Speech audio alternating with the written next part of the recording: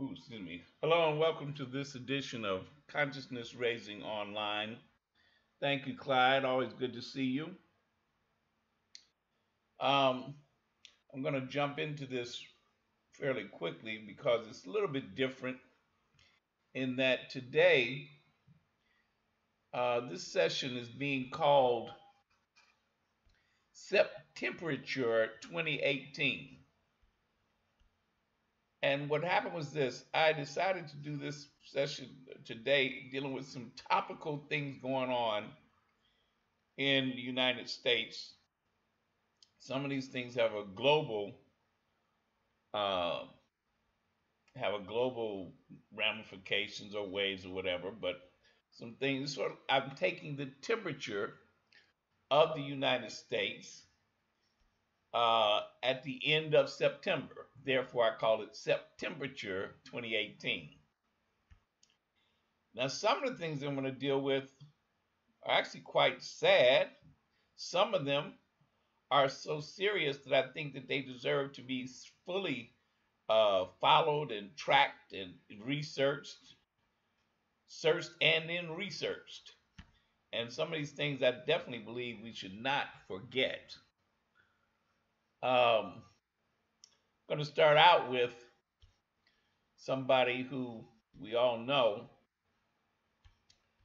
and that's Bill Cosby. He was convicted of 3 counts of sexual assault or what have you. And it's interesting because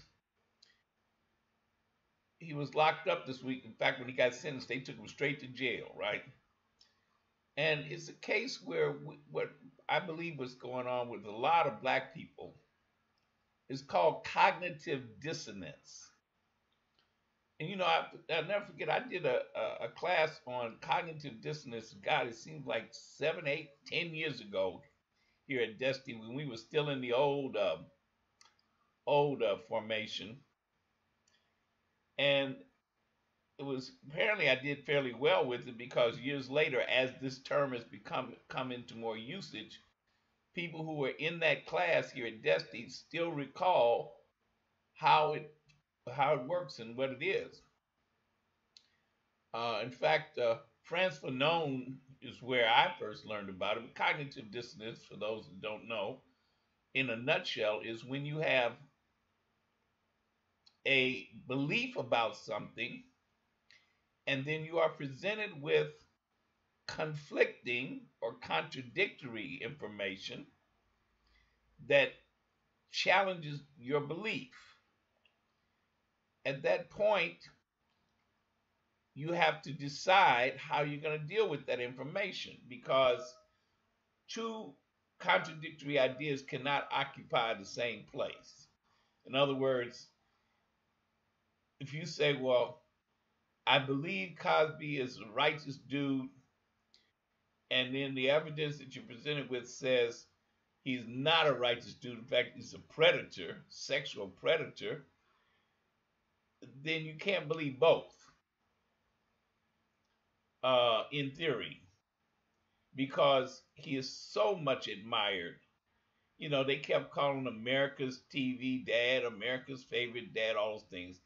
Cliff Huxtable might have been those things, but Cliff Huxtable was a fictitious character. But he became a part of us. The Huxtables, the whole family became a part of us. We became a part of that family. It's extended family, extended all around the world. So to have him be exposed as a predator, sexual predator, causes cognitive dissonance. And in trying to deal with it, we come up with things to say, well, like there's some people who believe he's totally innocent and this is all a put up job. And therefore, the 60 women were all liars, and the system of white supremacy took him down because he was trying to buy NBC, and therefore all of it's a lie. Then you have those that say, well, I must have been wrong. The guy's a sexual predator because 60 women, all of them can't be lying. And so therefore he must be a sexual predator, and therefore, he deserves the time. Now here's the tricky part, because I believe it is possible to believe both, that his work as an actor and creator of entertainment has been globally effective, and I believe that about him. On the other hand, I cannot deny that it's possible that he also is a sexual predator. Um, that's a sad thing. That's a sad thing. It's not. He's not the first, and definitely won't be the last.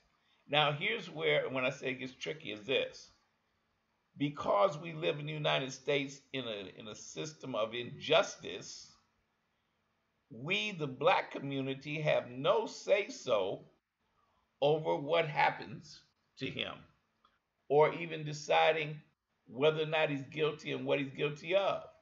We're sort of put in a position of sitting up in the peanut gallery to say, well, I don't believe all them white women.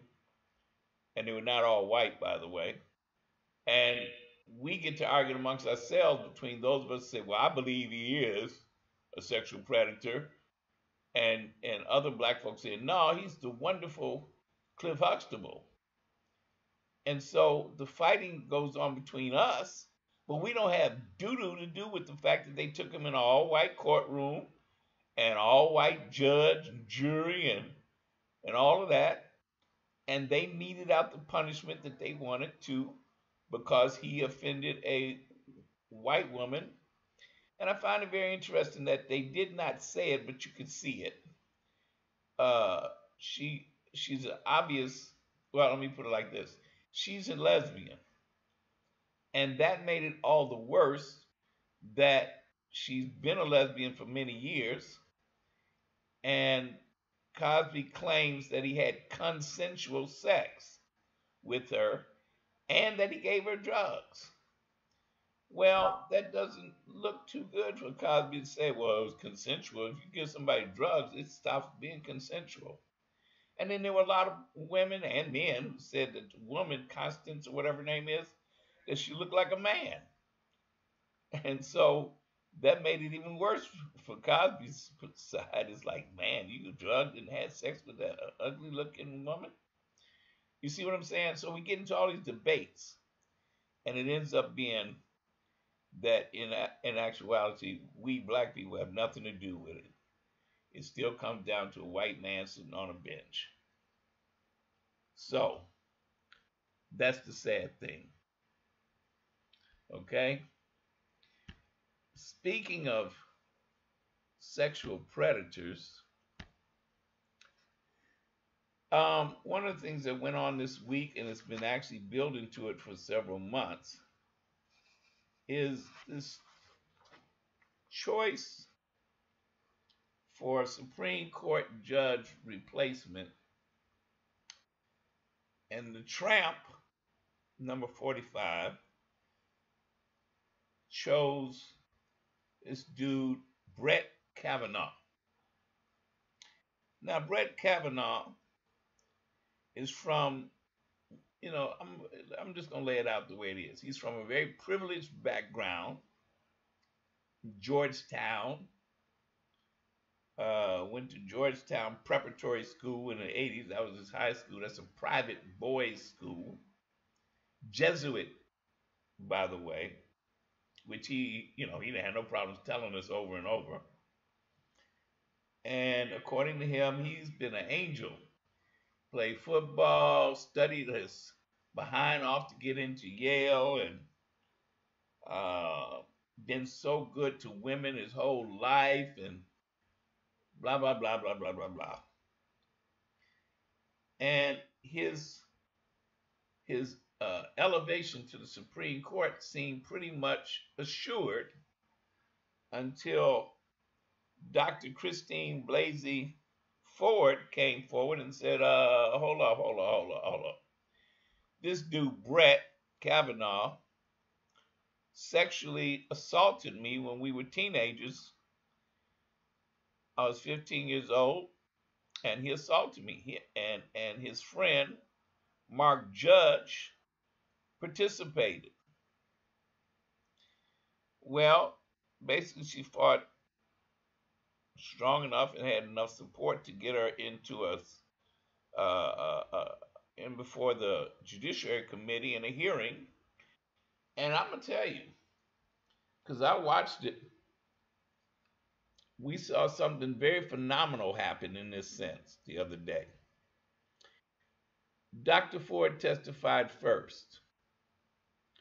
The Republicans pulled what they thought was a fast one because ordinarily you appear before the committee and you give your testimony and then you're questioned by the committee members, of which this one was 21 members, 11 Republicans and 10 Democrats. Well, the Republicans pulled a fast one because they're all white men. So they got a woman, white woman, who is a prosecutor of sex crimes, to have her come and in their stead question Dr. Ford. Well, she turned out to be so effective, I'm talking about Dr. Ford, that she had people all over the world crying with her because you could not deny that what she experienced, she told us exactly what she experienced and who she said attacked her. Now, the woman, Dr. Ford, is no lightweight. She has a PhD in clinical psychology and 2 master's degrees. She's been teaching it and doing it for some years. So it's very hard to just dismiss her.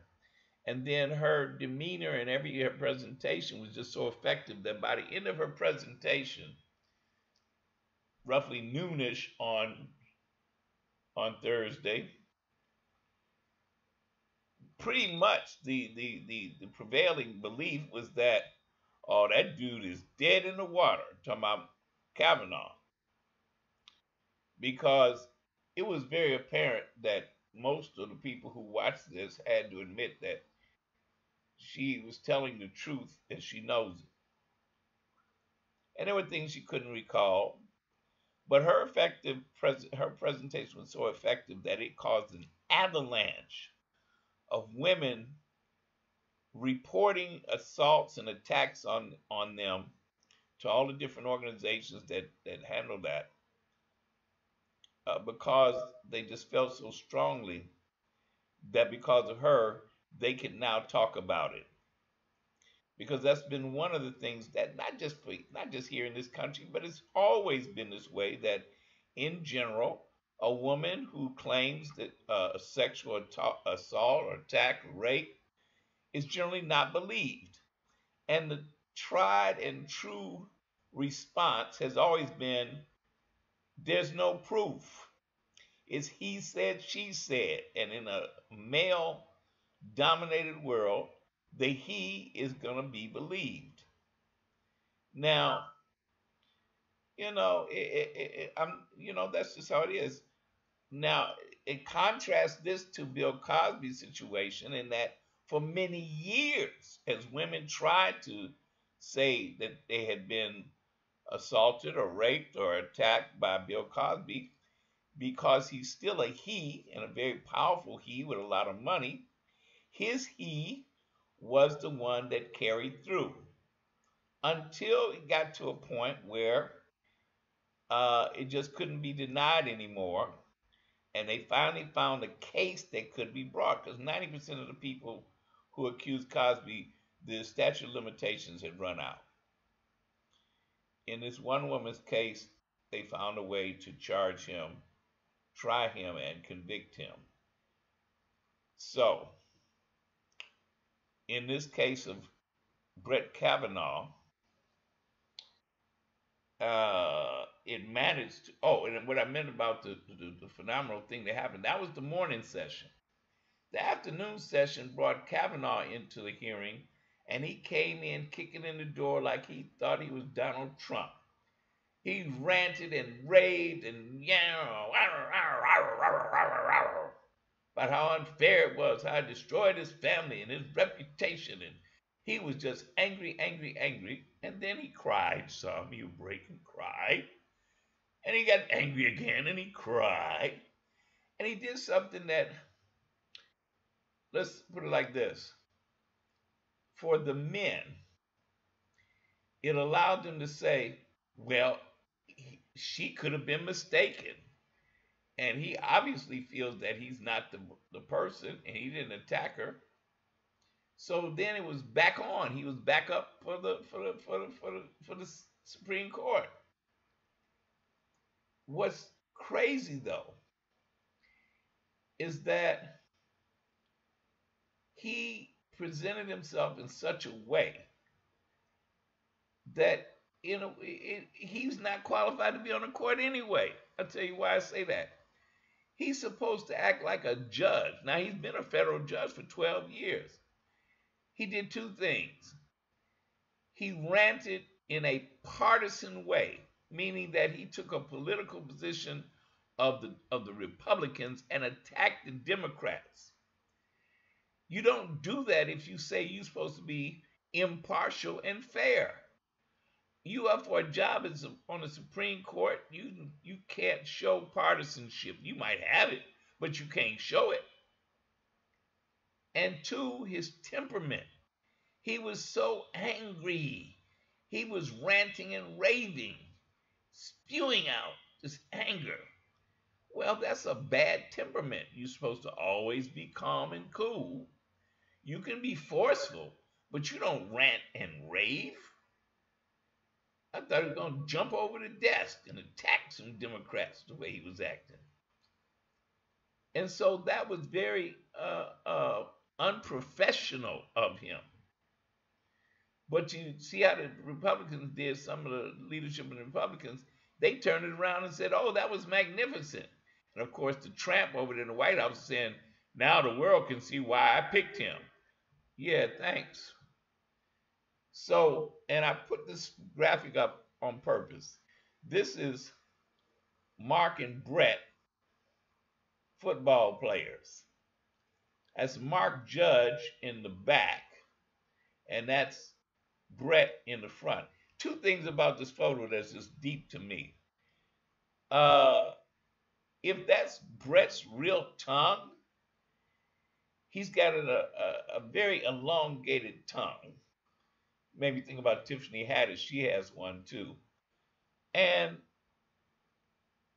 let me just put it like this.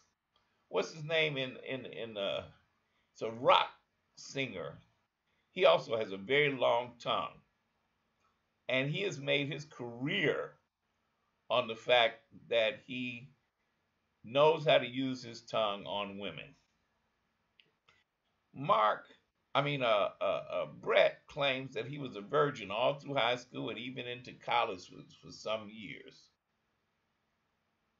But I say this, it would be very unusual for a dude with a tongue like that to still be a virgin, unless that's all he used. And I'm not being nasty, I'm just being realistic about how sex works in the real world. And when you see this photo, he did that on purpose. That ain't no accident.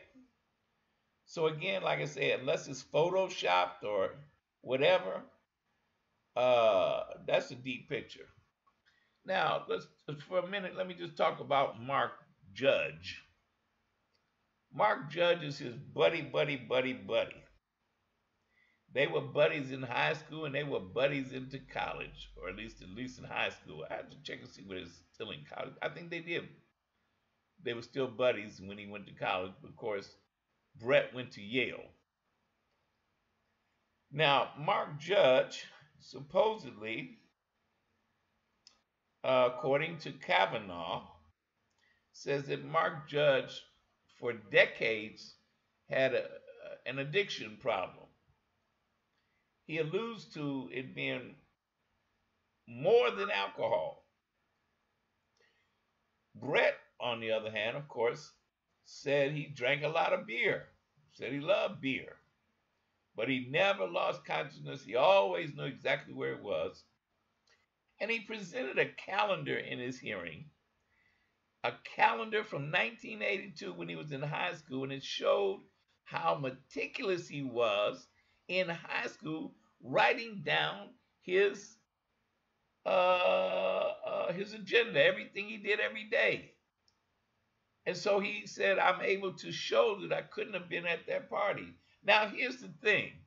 All throughout his calendar, he got little get togethers and this, that, and other. He would name the people at these parties and all that, right? But how do you say how do you say you weren't at the party in question when the victim, Dr. Ford, cannot recall when and where this party was?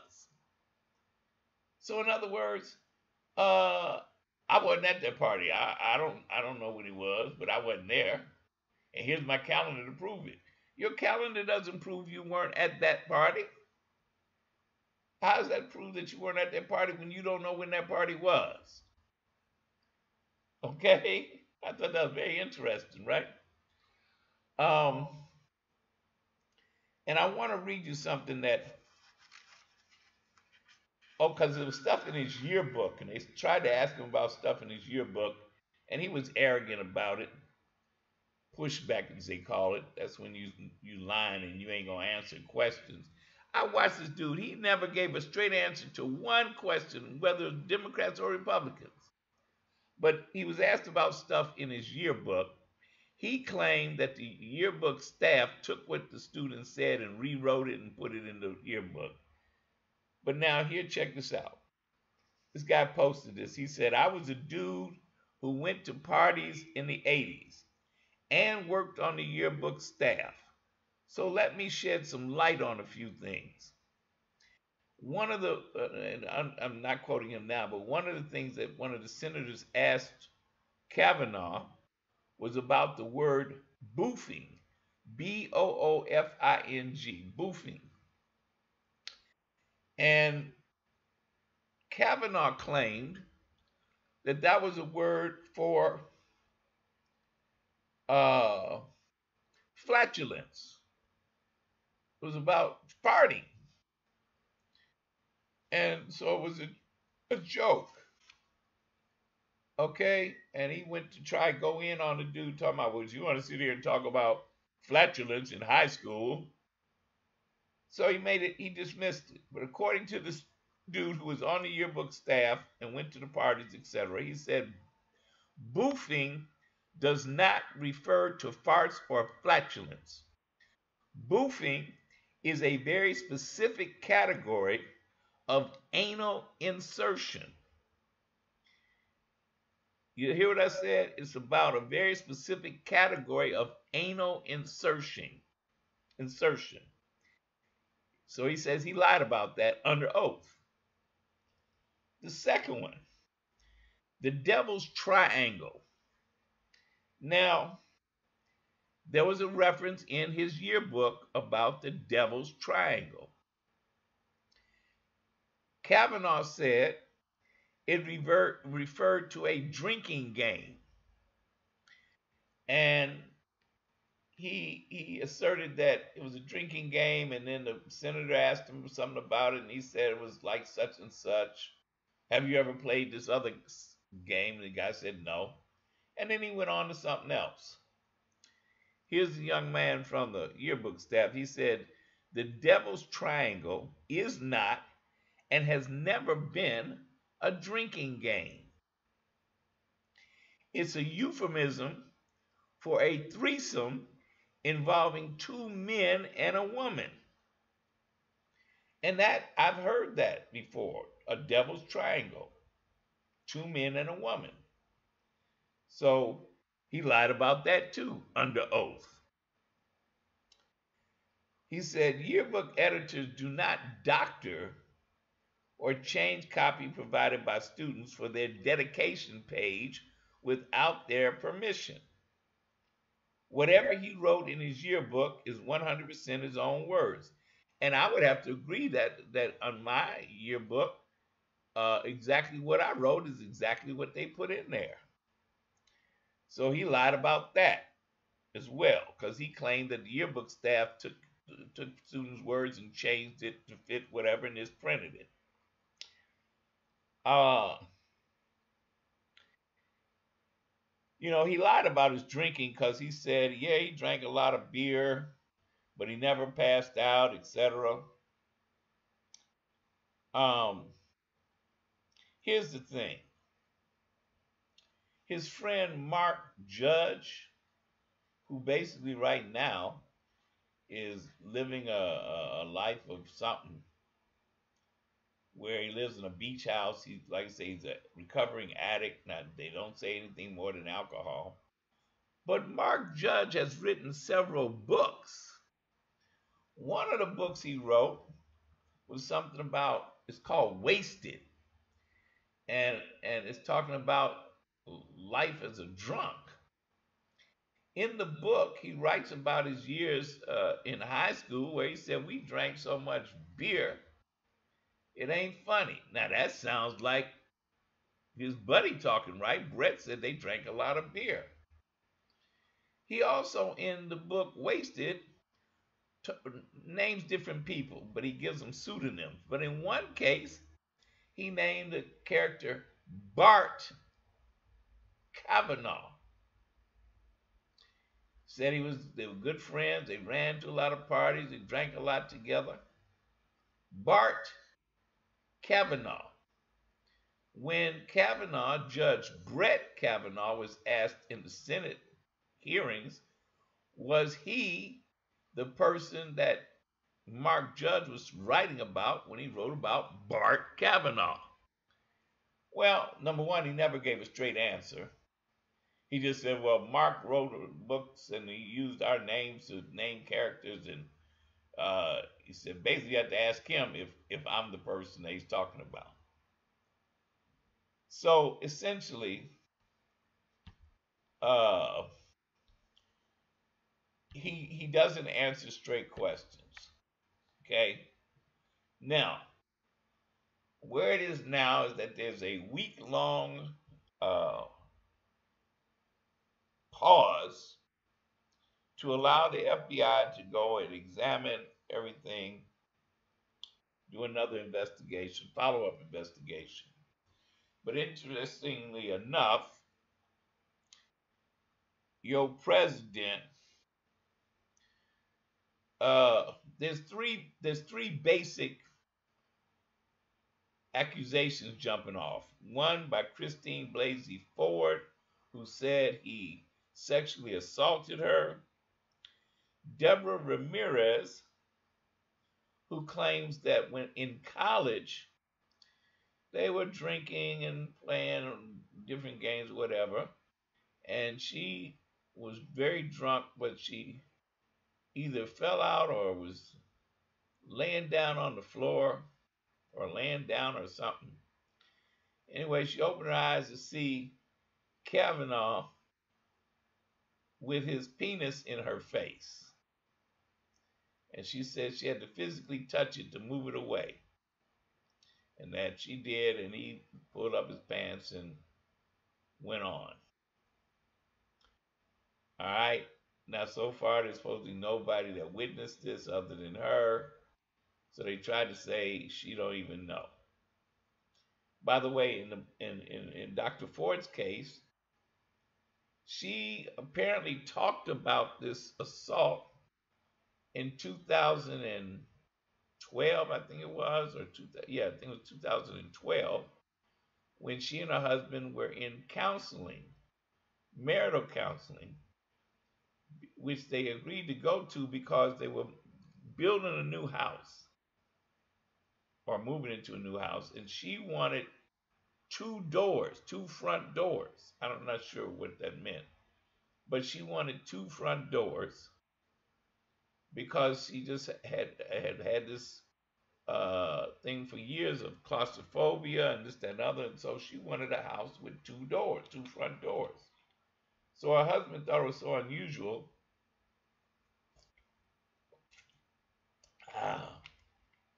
that they went to counseling. And she talked about having been assaulted. And according to her husband, she named Kavanaugh. Then later, she told some friends after that about it, and I believe the deal was that she did not name him. She just said he was a judge who might someday be elevated to the Supreme Court. And so when it came up that he was on a list, that's when she became more involved and said, "Oh, I got to speak on this," and that's how this process started.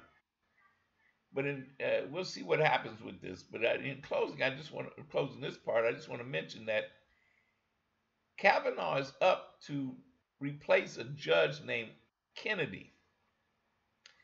Kennedy, as far as we know, wasn't ill. He wasn't really that old. Because remember, this is a lifetime position. People usually die out of the Supreme Court. But all of a sudden, he quit. And supposedly, his only request was that he be replaced by someone who had clerked for him. Well, the Republicans have been fighting to do this to the court for a while because that's why they held up uh, President Obama's nomination for Judge Scalia's position so that he could not name him. And because they wanted the next president, who they felt would be a Republican, they wanted him to name him. And it turned out to be Trump. And so he named replacement for Scalia, and then Kennedy up and decided to quit. Well, here's the thing about this: Justice Kennedy, his son works in banking at a time when no American banks would loan the Trump organization money or Donald Trump money for real estate deals and things like that. He was able to get loans, fat loans, from a bank over, I think, in Britain, wherever it was. It wasn't in the United States. And the person who handled these banking requests for Trump for over 10 years was Justice Kennedy's son. And in fact, there's actually video when Trump went before the Congress to give his Congress whatever one of the State of the Union addresses. There's video of Trump talking to Kennedy, Justice Kennedy, and saying, "Hey, New York loves your son. We love your son." Okay. Uh, and so his son, he said, "Oh, thank you, whatever." He said, "Your son, my son loves you guys." So he helped him get this money. And then his father resigned so that Trump can name a second justice, which, if he chose somebody that's a strong conservative, that judge would be a swing vote. Yeah, I see you, Clyde. You're right. Uh, no, they have a 4-4 right now. Pretty much a 4-4. It's 8 members on the panel. Kennedy was what they call a swing vote. He mostly was conservative, but sometimes he would come out and vote on the other side, the more liberal side.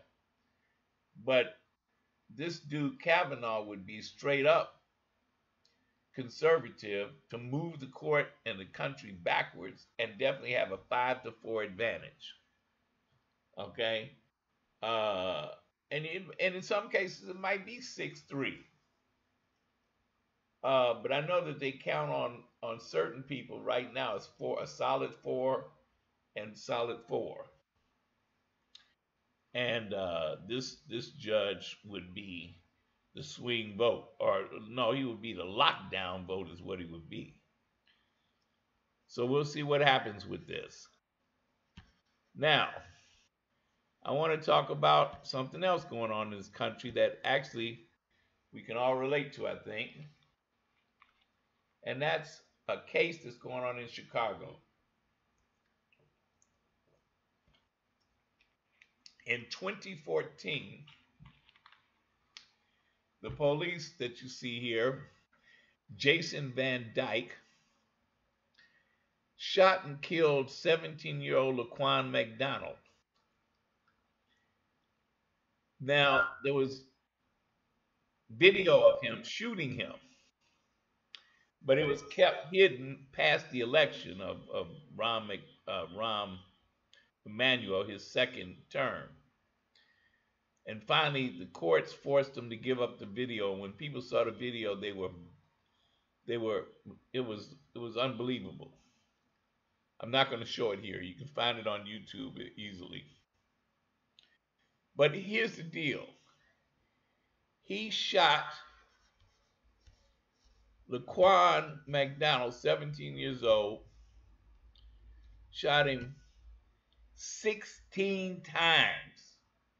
Here's the actual Office of the Medical Examiner autopsy drawings. And I believe you can put it on full screen if you want. I want you to look at it closely because he shot him 16 times, even in the top of his head. Okay?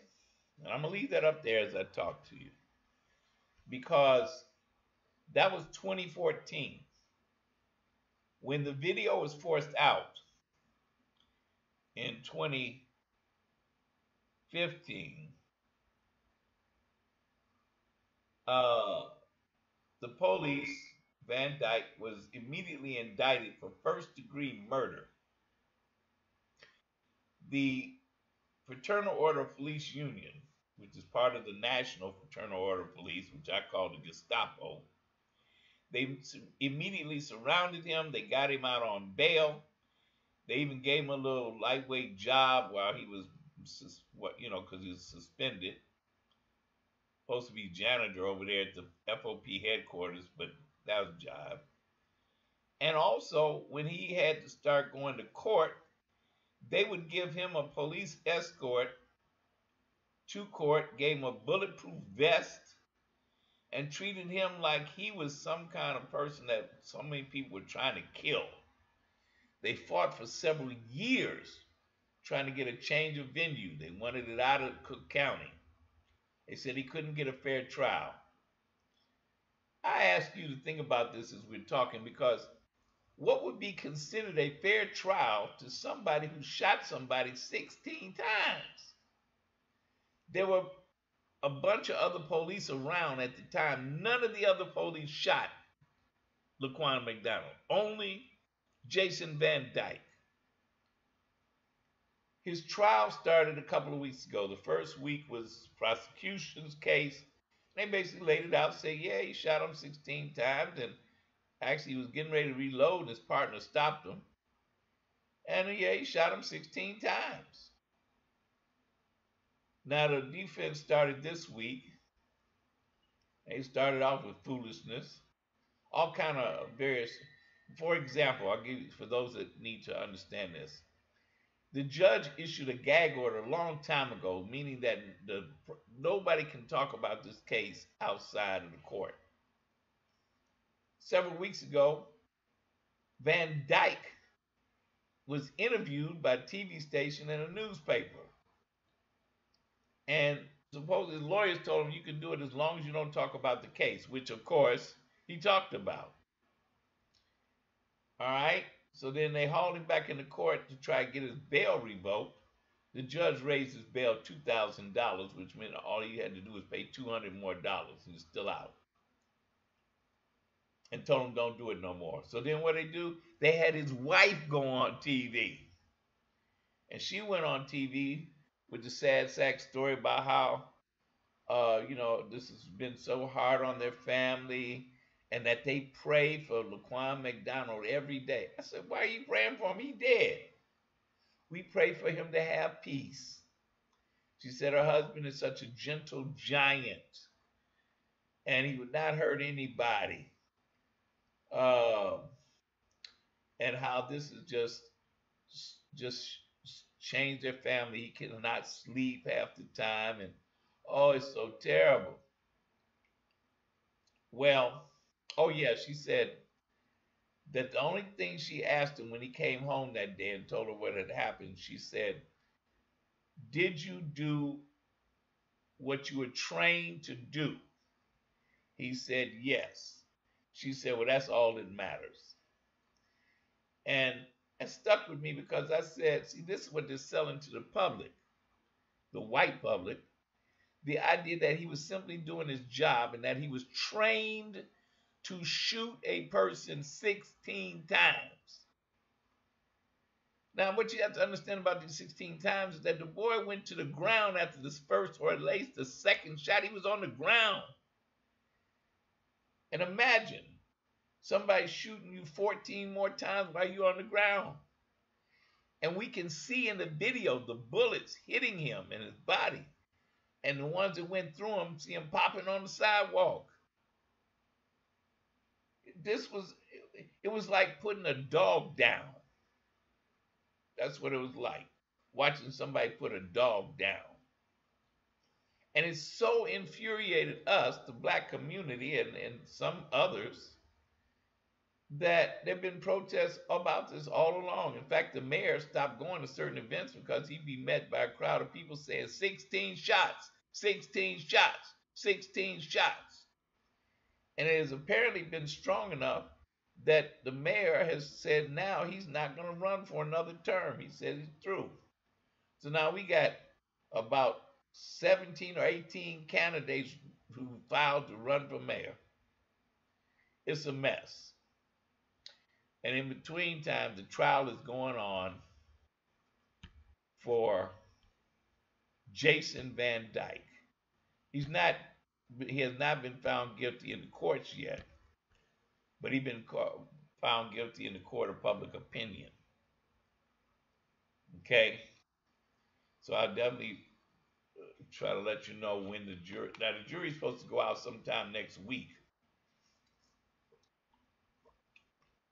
And the reason why I said this is being watched all over the country is because of this factor. He has a jury of 7 white men, 2 Asians, 2 Latinos, and 1 black woman. He chose a jury trial. People didn't understand it because 99% of the time when police are charged with anything, they ask for a bench trial, meaning just a judge. But Jason Van Dyke chose a jury trial. And here's how it works in Illinois in Cook County. You get to pick the jury, and then you can decide whether you want to have a jury trial or a bench trial. So he decided after the jury was selected that he wanted a jury trial. And I said, of course he does. 7 white men, because here's the deal.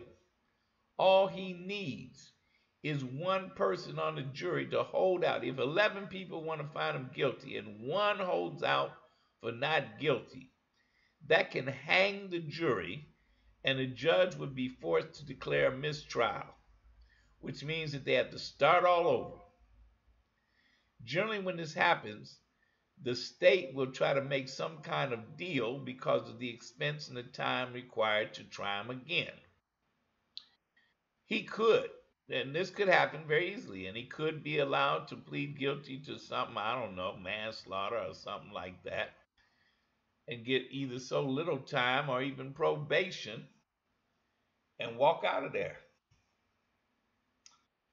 His case has been carried by the Fraternal Order of Police, who are bound to get this man off because the police do not want accountability. That's what this comes down to. They say we cannot do our job if we have to be worried about, if we carry out our job, that we're going to be prosecuted. He was just doing his job. And our community is saying, hell no. Your job is not to shoot somebody 16 times like a dog in the street. And if you think that's your job, then y'all need to get out of that job. we'll see what happens because last week the fire department chief told the firemen take your equipment home every day just in case you have to go to some fires from your home. They only do that when they are anticipating a riot. This past week, the police superintendent told all the police get ready to maybe do from 8-hour shifts to 12-hour shifts, and I may have to cancel all days off. So, what is happening? And oh, yeah, they had a bunch of clergy this week, do a press conference to say that they're praying for peace. Why? Because they fully expect he's going to be found not guilty or have a hung jury and a mistrial. And they're saying, hey, we're preparing for riots. Because, see, if he's found guilty, ain't going to be no protests like that. Ain't going to be no riots if he's found guilty. The only reason there's any possibility of any serious disturbances is if he's found not guilty or a hung jury. So keep your eyes on this case. Because, we got other cases around the country. The brother that was killed in his own apartment in Texas by white female police who claimed that she thought she was in her own apartment and thought this man was a burglar or an intruder, so she killed him. All right, getting closer to the end.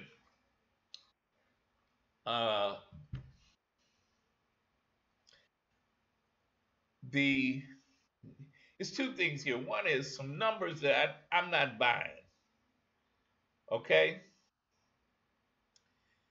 In August of 2017, the CDC, which is the Center for Disease Control and Prevention, said that suicide is now the third leading cause of death for black young men ages 15 to 24. Even though white people have the highest suicide rates in the country, the numbers around black boys 5 to 11 have doubled over the past 20 years. Researchers using this data have concluded that part of this rise is due to black children, quote, likely to be exposed to violence and traumatic stress, and that black children are more likely to experience an early onset of puberty, which can increase the risk of depression and impulsive aggression, unquote. Among these numbers, hanging deaths among black boys have nearly tripled, while suicide among white youth have seen declines when it comes to hanging. When I read this, I was like, what the heck? Where do they get these numbers? And that it just so disturbed me. Because the Centers for Disease Control is supposed to be considered to be a righteous organization. And for them to say that black boys going as low as 5 years to 11 years old are killing themselves, and that the numbers have doubled over the last 20 years. But here's the part that really disturbed me. That they concluded that part of this rise is due to black children, quote, likely to be exposed to violence and traumatic stress, and that black children are more likely to experience an early onset of puberty.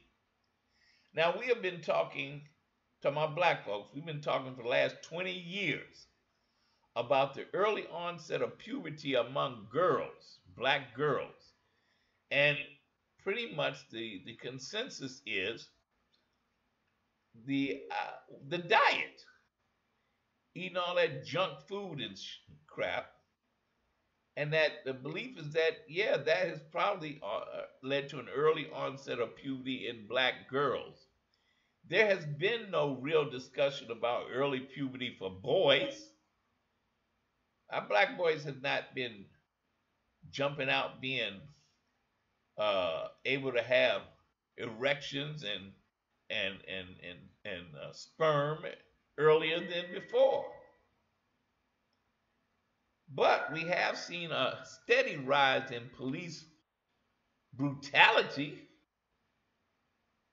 And how many times have police killed a young black boy and said, "Oh, I thought he was a man, and he was aggressive. He was what's the name? What's the name in Saint in Missouri? Ferguson said he was like a raging maniac." And ain't that what they say? The brother, the little boy in Cleveland, shot him 2 seconds after he got out the car in a Cary state where they said they thought he was a man and he had a gun.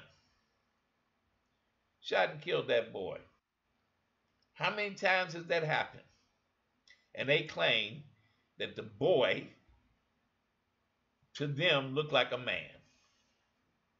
And you have the CDC pulling numbers like this.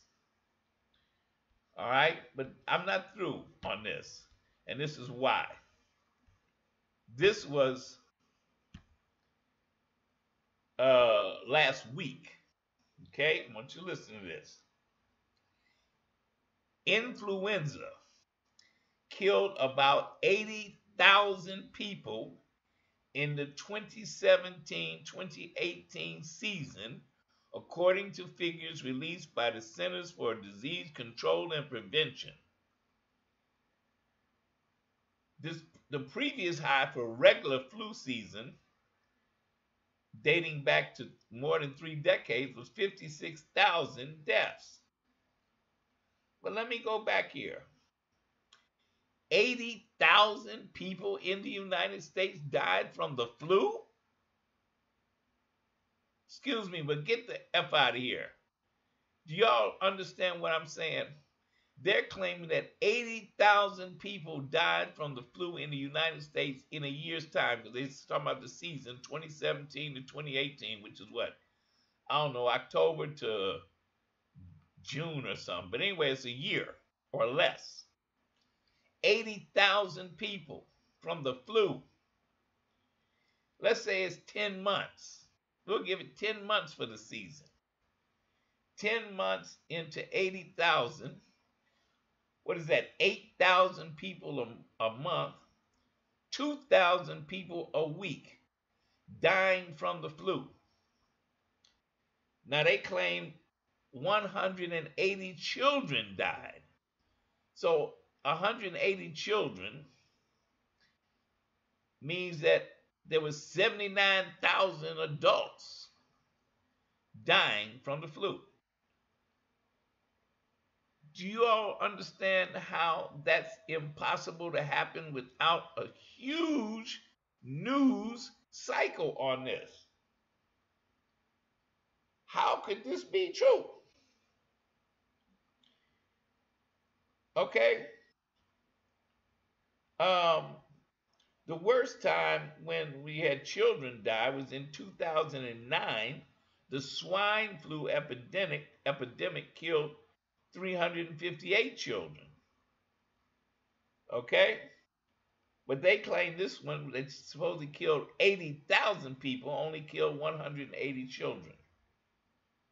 Now, I don't care what was going on. And I say that living in a city where they count every person that gets shot every week, every day, how many people die. They track all of that. And they make sure we know it. That's why your president be talking about Chicago and the violence. But can you imagine if 2,000 people a week were dying from the flu, that you didn't hear nothing about it? And 80,000 people supposedly died? I don't believe those numbers. I don't believe those numbers. And you can check it. Check. The CDC claimed that last week. They said about 80,000 people. I still can't do nothing but shake my head because I said no, no, no, no, no. And what it means to me is that the compromise of the CDC is so strong, we can't trust them with tracking diseases Because remember, this is the #1 Center for Disease Control and Prevention. By the way, in every article I found about this 80,000 people, in the article somewhere was a thing to say, and this is why you need to get your flu shot right now. So it ends up being a thing to force to try to get people into the flu shots through scare, through terrorism. You tell some people 80,000 people died from the flu last year. I just can't get that number out of my head. 80,000. They are damn lying. Closing out here, I want to just say this. You can't fix stupid, but you can vote it out. And I put this here because one of the things we can all do is at least make sure we're eligible and registered to vote, and have an easy way or simple way for others to find out if they're registered, and if they're not, to get registered at www.vote.org, vote.org. You can find whatever state you live in. You can find out your status, whether you're presently registered correctly. You can register if you're not registered. You can find out, you can get an absentee ballot if you want to. Virtually anything. Oh, you can also find out where your polling place is. All at that one website. It's an independent website. And so I say check your own status, and also pass it along to others who may not know whether they're correctly registered, etc. Because we need to turn out as much as possible in this upcoming election cycle and get some of them psychos out of the Congress. All right? I'm going to close with that. And I thank you, especially you, Clyde. And as always, I say, no justice, no peace, no love. KNOW.